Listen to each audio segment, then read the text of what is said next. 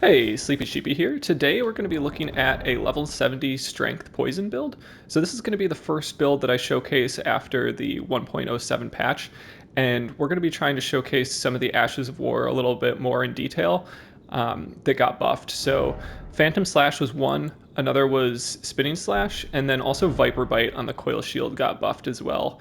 And I liked the Coil Shield a lot before this buff, so I had a lot of fun using it in this, and we'll talk a little bit more about the Coil Shield in general. As for the stat allocations, we're going to be using 45 Vigor, which is pretty healthy for a level 70 build.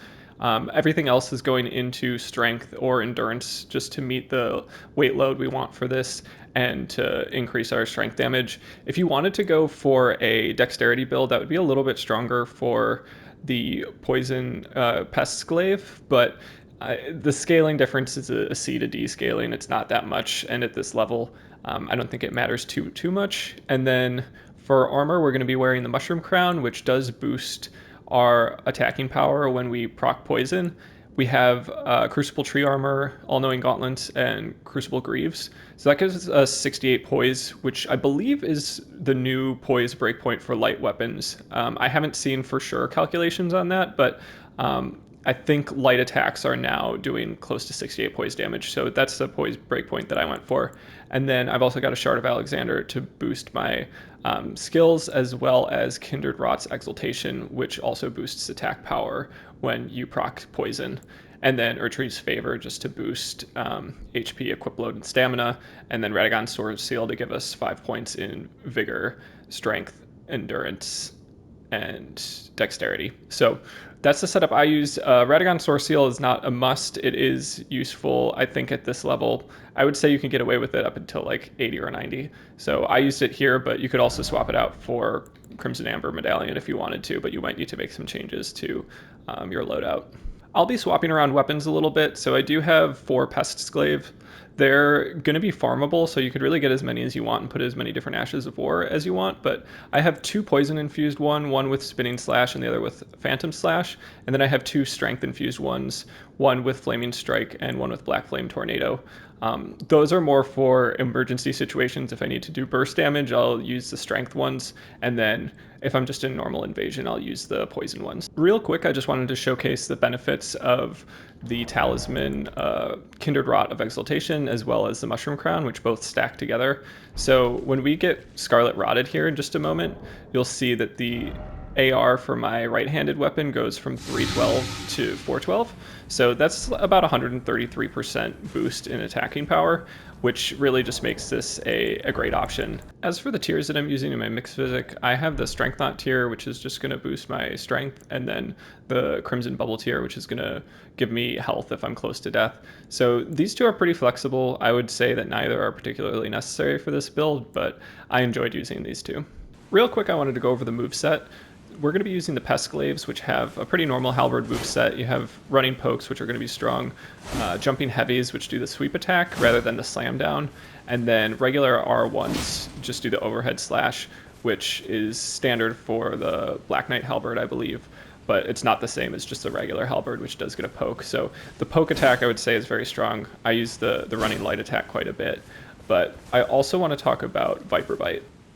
Viper's Bite is kind of an interesting Ash of War where it's a little bit more spherical of a hitbox than it is just a straight up projectile. So it can go through multiple enemies, and it's a little bit unpredictable in terms of how it's going to land, but I would say that usually works to your benefit. Another thing to mention about the Viper Bite Ash of War is that the buff that it received is that it now does deadly poison buildup, which does more damage but over a shorter period of time.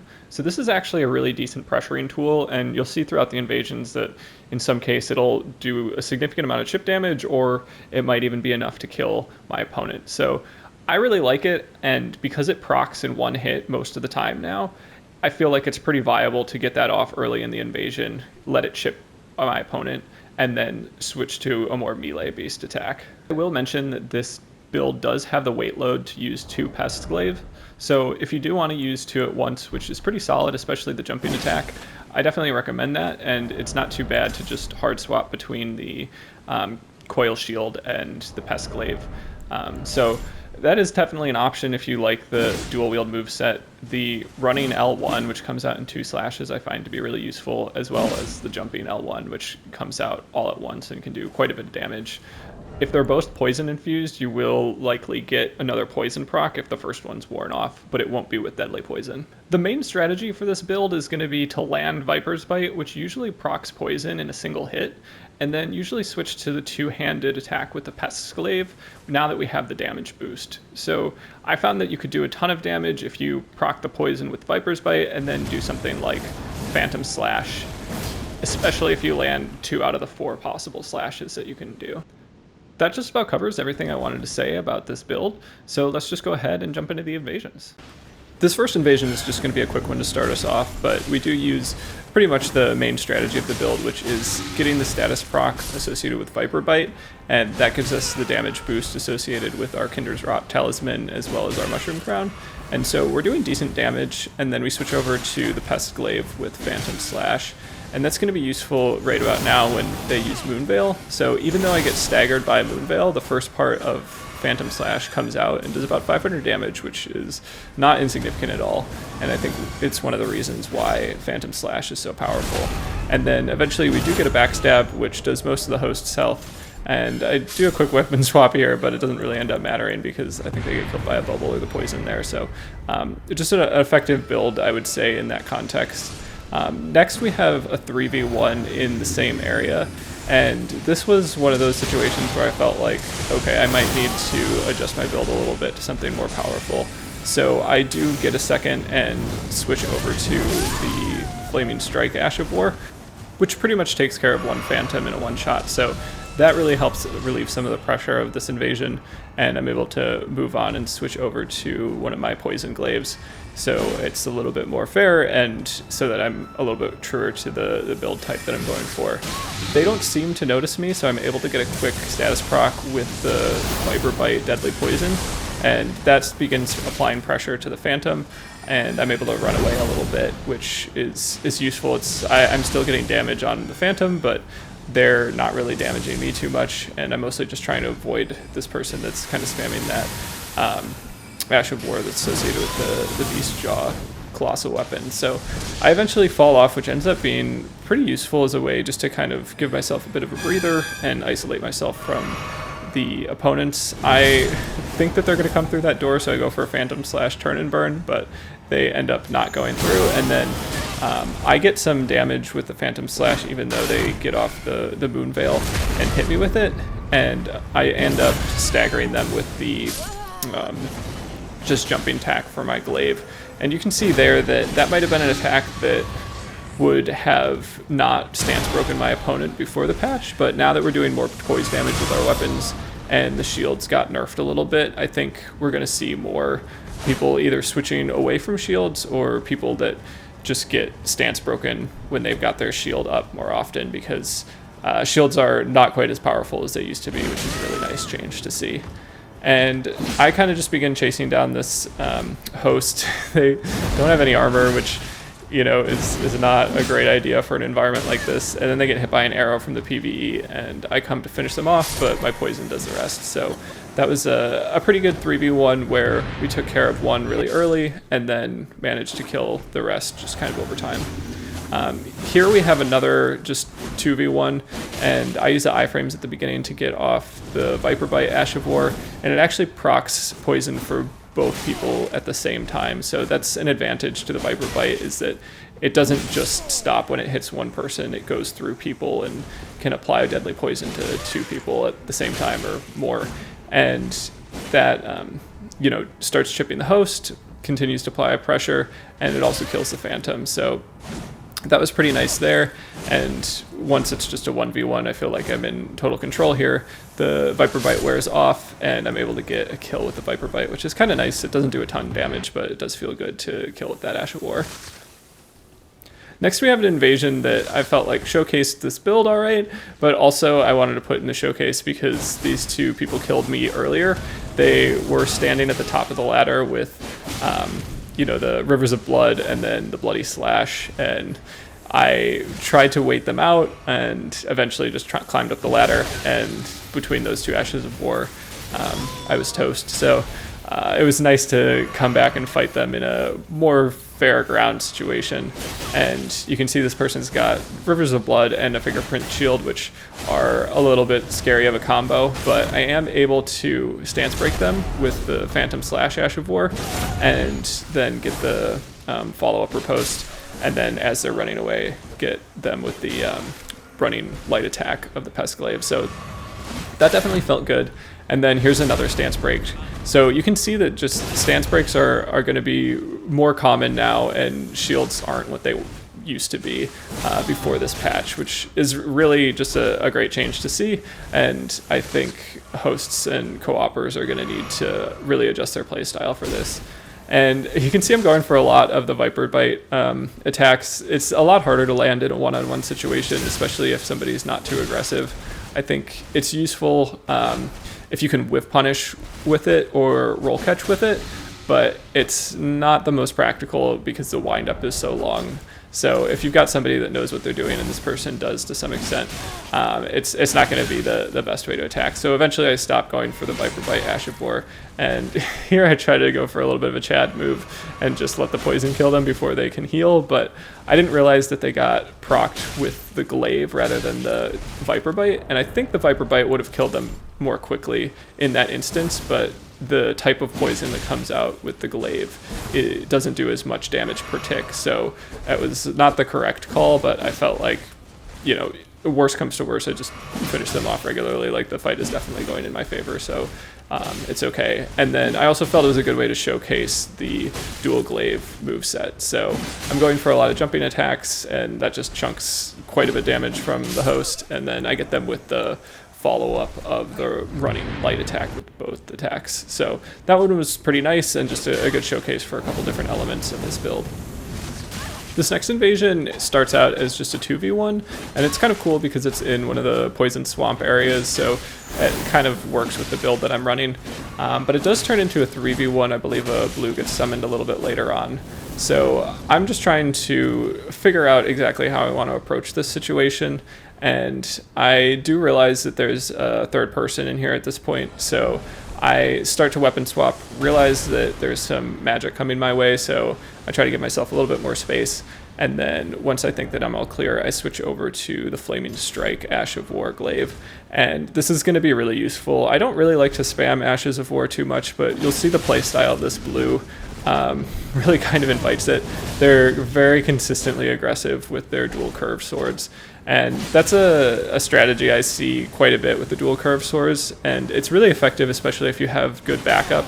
So if you have teammates that are also going to apply a lot of pressure, then you're probably going to be doing pretty well with it. But in this case, the opponents aren't doing a ton of extra damage, and one of them went down very quickly with just one Flaming Strike Ash of War. So the blue starts killing some of the PvE, which are also wearing the Mushroom Crown, so I take that as offense because those people are definitely on my side, and I continue to use the Flaming Strike Ash of War, which I find just to, you know, if it ain't broke, don't fix it kind of approach with this particular blue. And eventually they're getting chipped from the damage of the poison, and they just get hit by both the first and the second part of the Flaming Strike Ash of War, and it ends up killing them. So kind of just, they didn't adjust their play style, so I didn't either, because mine was definitely more effective in this situation. And that was kind of my approach with killing the blue. You definitely want to be a little bit more wary of blue invaders. They get different scaling than just your normal over-leveled Phantom. They're more likely to have quite a bit more HP and decent damage negotiation, especially with their ability to have higher level armored with more poise. So I always try to take care to kill blues a little bit more quickly if I can. Eventually the host does go to resummon, and they go for the bubble attack, which I believe got buffed in 1.07, so I definitely respect that approach, but wasn't enough in the one-on-one situation. Coming up with a 2v1, and this is one where they didn't really see me, so I was able to get the Viper Bite Ash of War off real quick, and this Phantom didn't have a ton of health, so you can just see the significance of the chip damage that comes with the Viper Bite, Deadly Poison. And then I am able to status proc the host as well, which is pretty great. And because they've both been status procced with the deadly poison, I feel pretty comfortable in switching to the dual glaive setup.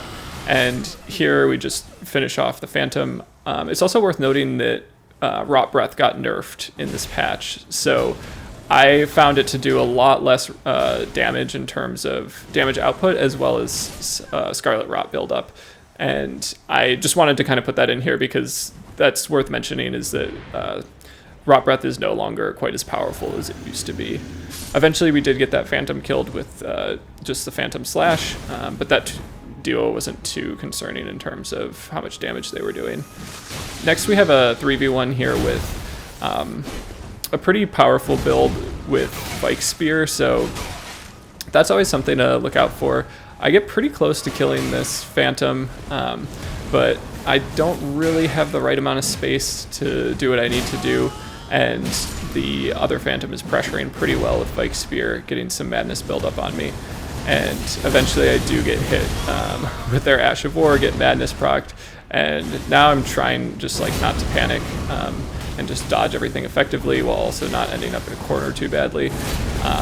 This gets a little bit sketchy here. I'm down to almost no health, but I go for one of my favorite moves in this area, which is just jumping off this balcony into this pit of PvE. And there's so much PvE down here that does really high damaging stuff and also buffs your character. So that allows me to get the time I need to kill the first Phantom, and there you can see the golden bubble that's applied around me does some damage negotiation, and that just comes from the PvE, which is really cool. I also get a Viper Bite in there, which it might not have been the best time to do it, but it worked out, so that was alright. And then normally I'd go for the other Phantom, but that jumping attack was enough to kill the host, so that's alright. But I would just mention that that's a particular strategy I employ in this particular area, jumping over that balcony. If anybody follows you, people are usually going to die. Next up I had an invasion where I kind of aggravated the hosts and Phantoms a little bit more than I usually would, just with the jar cannon. So I shot them a couple times until they all knew where I was and began to chase me. I spend a lot of time as the aggressor, so I feel like it's nice if you can, get a trail of people rather than everybody all at once kind of surrounding you, especially in a 3v1 situation. And I think I'm going to try to employ that a little bit more, have them come to me before I'm just being chased by everybody because I got too close. So I felt that this was pretty effective. They weren't able to get too close as a unified front until a little bit later, and that gave me the space and time to kill the first Phantom. And then I just have a 2v1 situation. They also attracted some PvE, and I felt like this was a pretty comfortable situation, so I gave them a little bit of space to just get rid of it. That's definitely not always the right play, but it's often how I like to do invasions, just because I like the extra challenge of having kind of an unbalanced situation. I mean, that's one of the main reasons I invade, is just it feels really good to be able to, outplay a group of people without the help of PvE, but it's absolutely a useful tactic to get PvE involved sometimes, and no judgment here or anything if you use it, and sometimes I think it's the only way to win an invasion. So that's just kind of my thoughts in terms of how to play with, depending on their skill level, depending on how over leveled they feel, it can be a good move to get PvE involved or backpedal, or if you feel like you're in control of the situation or you just want to see how it goes with a 2v1, then it's definitely fair to let them kill the PvE and go for everything yourself. So eventually I kind of regroup here, and I'm damaging that one Phantom a little bit with the status proc that I just got, and I do have a little bit more health. I would like for them to be more aggressive because I'm not really going for the host. I think the host is playing so aggressively that if I were to start going for them, I would definitely kill them, and I almost do just there. Really, if you're a co-opper, I would say you should be trying to protect your host pretty intensely, and this Phantom is kind of just hanging out in the back. And at a certain point, I realized that they must be out of heals because they just die from the poison buildup. So they probably had more FP flasks than heal flasks, which is a choice you make. But when you run out of heals and you've got deadly poison, it's going to be a difficult situation. And then here, I'm not sure why they went for that buff. It definitely didn't seem like the right play. And then I imagine they misclicked and went for the buff again, but that was a little bit too much and were able to finish them off. So that pretty much covers everything I wanted to say about invasions with commentary. I feel like the general strategy should be pretty clear at this point, and I think you can see the level of viability that comes with it.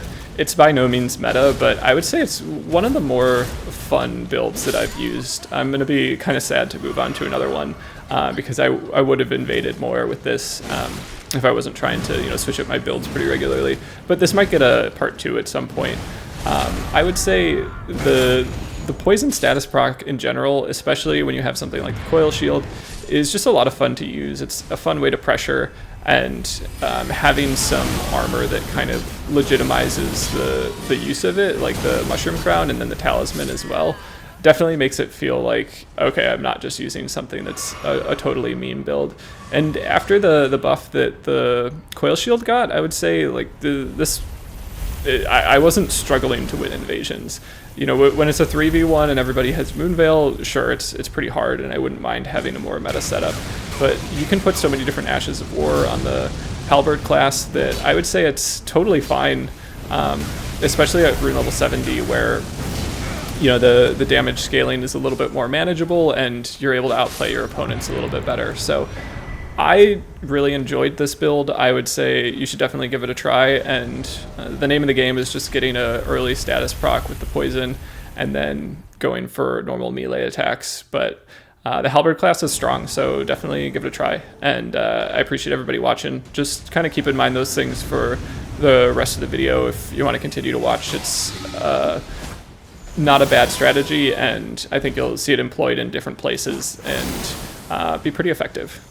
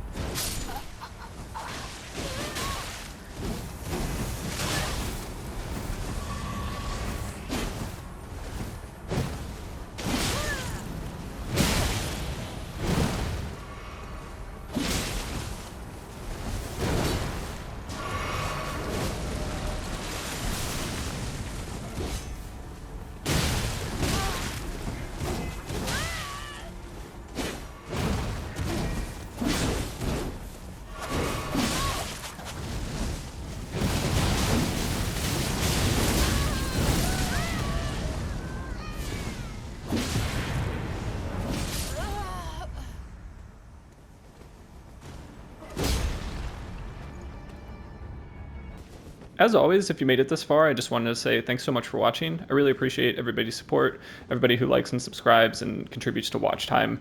It's extremely helpful, and I do appreciate it. And also with the new patch out, if there's any particular builds or Ash of Wars that you'd like to see showcased, definitely let me know. I'm happy to change it up. I'm going to try to be exploring pretty much everything that happened on the melee side of this new patch. So definitely look out for that. And yeah, as always, thanks so much.